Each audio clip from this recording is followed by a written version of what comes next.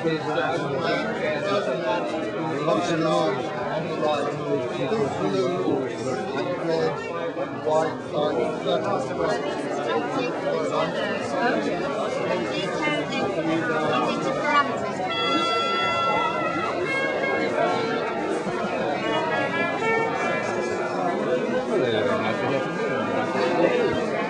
touch, Drew, and don't forget that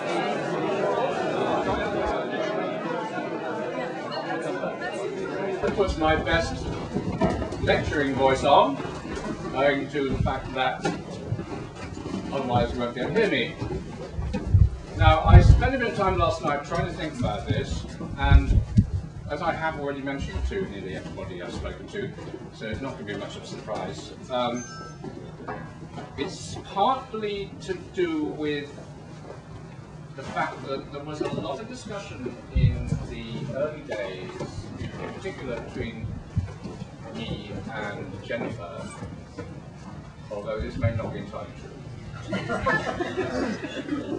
between basically how do you describe architecture and what is language?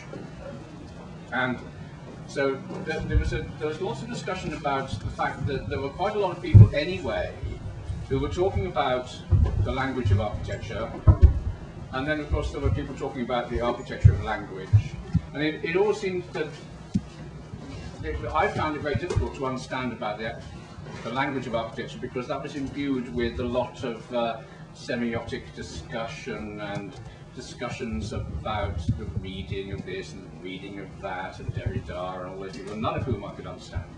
So that was like too hard. I couldn't understand that. The architecture of language, on the other hand, I was living with a specialist, so it wasn't so hard. And then on the other hand, we know that language is, the human language, is to do with utterances. It's to do with what people say over thousands of years, and with one of the more complicated machines that has evolved in our particular bit of the universe. So the problem was, language we use all the time, but it is to do with opening your mouth and shouting a lot. And whereas architecture isn't to do with opening your mouth and shouting a lot, it's to do with plonking things about in space and not bumping into walls. And there was the whole lot of people who began to think like this. Obviously there was the space syntax people, there was Bill, I used to work with Bill, we had lots of discussions, and Bill would say, it's just about partitions, you know. I was like, partitioning? My God, oh, that's a bit complex. He just meant walls, really. In fact, what Bill said about architecture was, people can't fly, and they can't see through, oh, sorry, they can't walk through walls. And given those two axioms, you can invent a 3D environment in which you can exist and live and everything. So there was a sort of sense in which, yes, there was a person like Bill who could begin to talk about space syntax without falling over. And there was a person like Jennifer who could begin to talk about syntax without becoming an architect. So after I'd been around the block a few times and written the wrong book about 5 times, it suddenly occurred to me with some advice from Robert Jordan, that I would have a theme to this.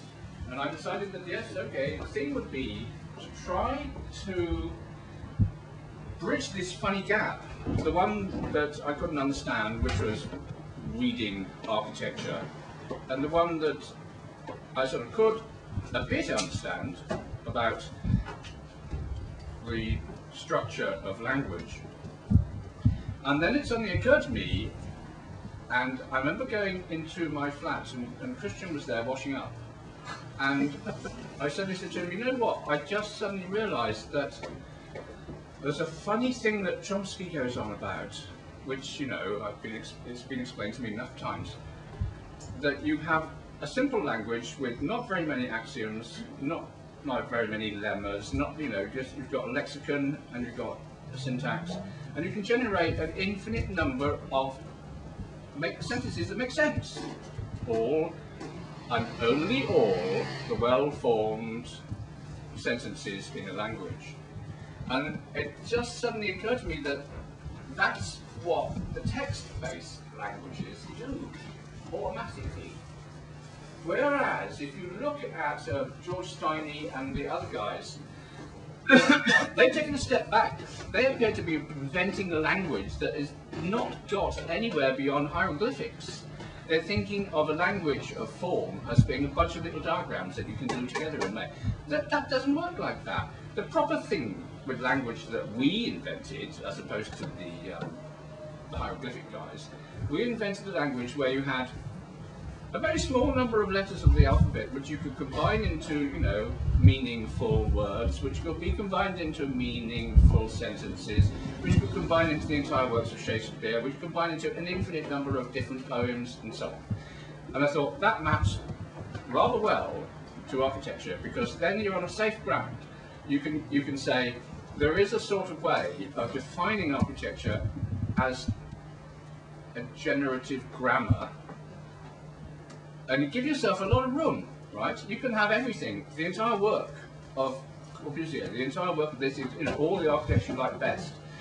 And of course you can also fold back and say all the environmental places that I know, all the villages, all the towns, all the cities and everything. So then I thought, oh, so then what do I have to say then? That the text of a generative grammar somehow seems to give you an opportunity to plug into the idea of architecture. I thought, aha, that's it, it's programming. Cool, I understand it, it's so easy. You just write the bloody program and then you run it. And out comes a pattern. So then you just have to talk about something like Turing machines, talk about computers a bit, and do this, do that. But then, so that was basically my sort of theme for the book.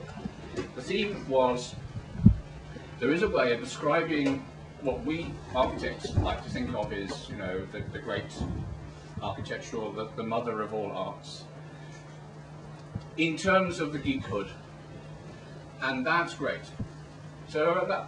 That's what I wrote. Basically, a book for geeks, but also for architects. Something that the geeks would get a hang of easily and say, hey, it's quite neat, I like it, you know, it's cool.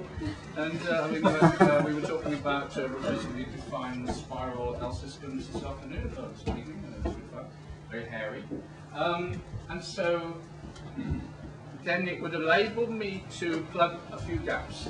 And then the thing that I put in at the middle of it, which is the thing where everybody's going to go to sleep and get bored, is the place where I try to evolve a grammar using text-based grammar, using a kind of Chomskyan mode, but which actually develops the grammar to, as it were, evolve a Corbusian building that looks a bit like Corbusier, I like to think. Although I know Rama thinks it looks stupid, like a bunch of shells. But that was, I thought, a nice way of trying to get a little closer to the idea that the standard sort of Chomskyan grammars are not givens, they can be constructed, they can be evolved using genetic programming. So you're actually evolving a program that does some work for you, but you've got hands off. So that was how it sits in the middle of the book now, which is a kind of, there was Geoffrey Broadbent who did a diagram in a book called A Plain Man's Guide to, oops, brain gone, A Plain Man's Guide to Semiotics. And he has an actual Corbusian diagram, you know, S equals NP, blah, blah, blah. And the thing about the Corbusian thing, as I said in my book, is recursive. You can apply to the output the same algorithm that you fed the input into to give the output. So that's quite good fun. So this is therefore a book which tries to resolve the difference, or tries to resolve the gap between the text-based standard human languages of speech and utterance with the space and shape-based performances in the real world of architectural objects, which covers basically any environment in which we stand. Stop.